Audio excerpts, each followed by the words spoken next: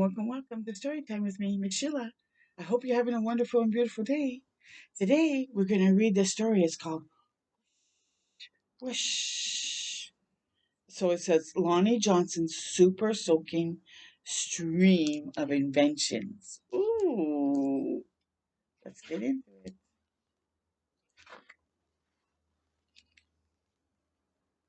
Every day brought a challenge for young Lonnie Johnson. The challenge of finding space for his stuff.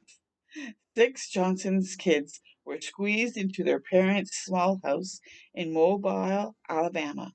Lonnie would have loved a workshop of his own, but there just wasn't room. There was nowhere to keep his rocket kit.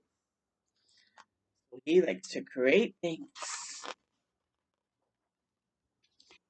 He created a bamboo shooters, rubber band guns, electro sets, go-kart engines, bolts and screws and other spare parts his dad let him bring in from the shed and various other things he hauled back from the junkyard. Lonnie loved building and creating. Ideas for inventions just kept on flowing. Whoa. Do you have an inventive mind or a creative mind? That'd begin to be interesting. Oh, look at this. He learned how to make rockets from scratch. Kids at school gathered to watch Lonnie launch them, and he learned how to make rocket fuel. When it caught fire in the kitchen, Lonnie's mom didn't make him stop. She just sent him to work outside. Look at that rocket ship go up high. Wow.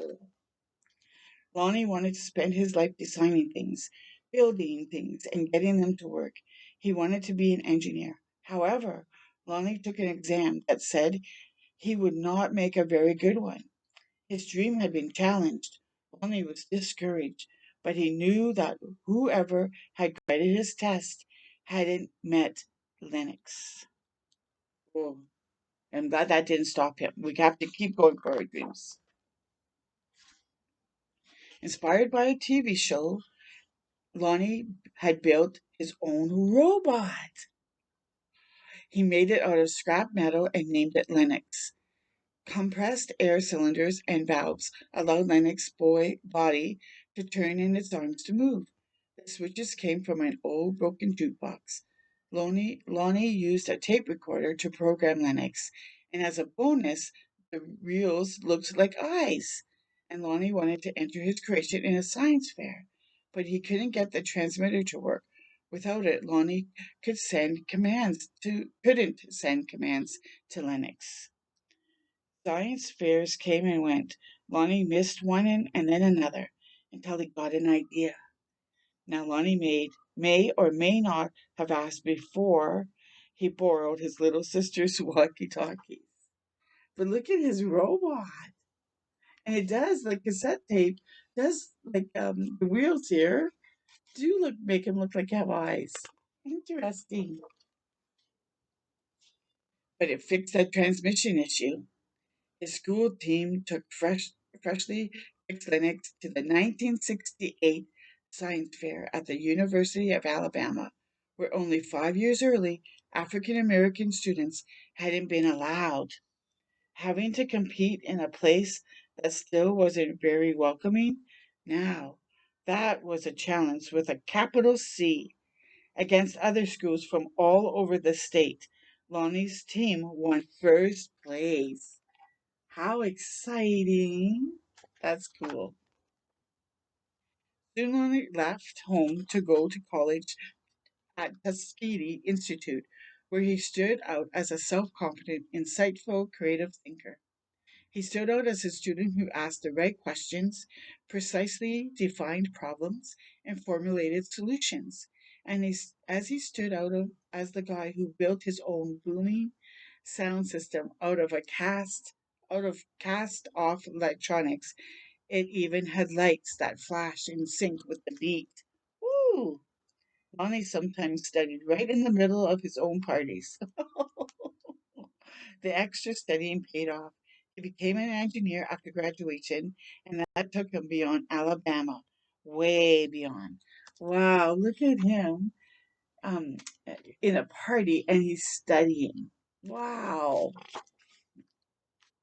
When NASA was sending an orbiter and probe called Galileo to Jupiter, the space agency needed to ensure a constant supply of power to the orbiter's computer memory. The engineer who had to figure out how to do it was Lonnie. His challenge was to come up with a lightweight backup system able to keep essential functioning going in case the main power was lost. It wasn't easy, it wasn't obvious, but Lonnie found a solution. Some at NASA's Jet laboratory doubted his idea would work, and Lonnie convinced them it would. He was right. As it as it photographed Jupiter and its moons, Galileo was supported by the power package that Lonnie designed.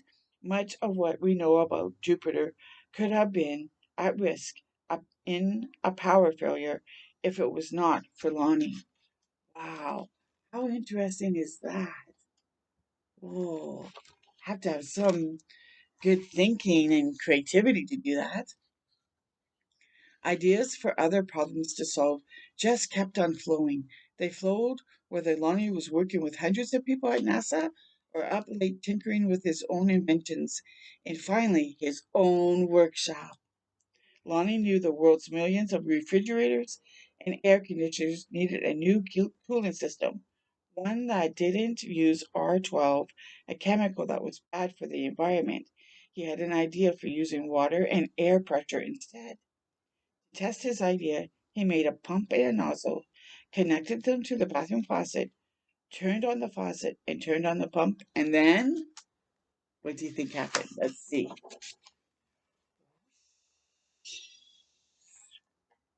The stream that blasted across the bathroom was so powerful it created a curtain, swirling breeze. It also gave Lonnie an idea for yet another invention. This, he thought, would make a great water gun. First, he had to find or make the parts, including a pump small enough for a child to handle. Then, he had to glue the parts together into a prototype, an early version with room for improvement. Wow.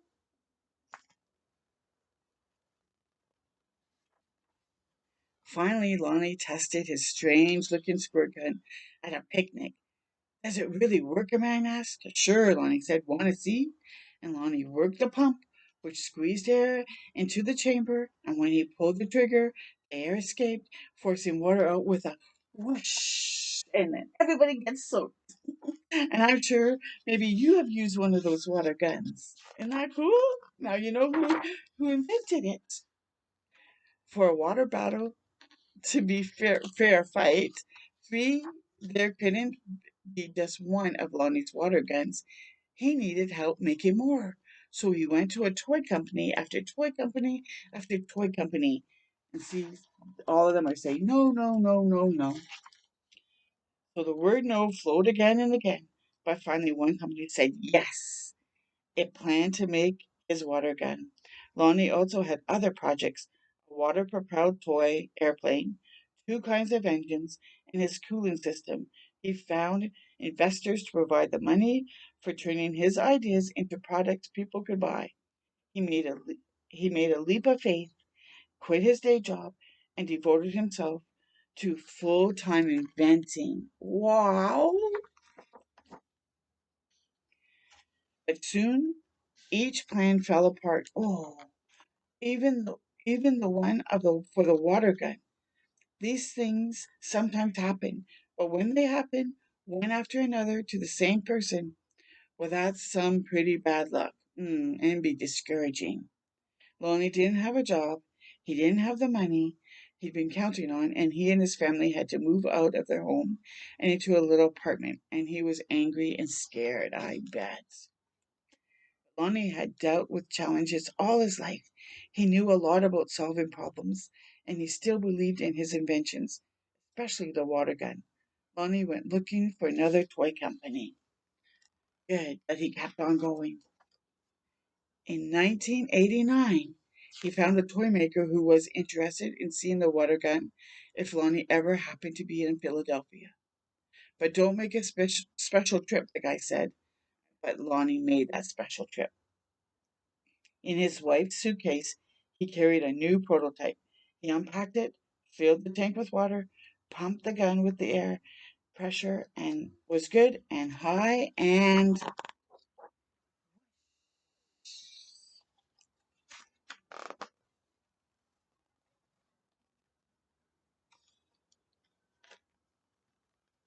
like, oh, so it goes like this. Whoosh! I was thinking that was like weird paper. He squirted everybody. Kids everywhere agreed with that. Wow.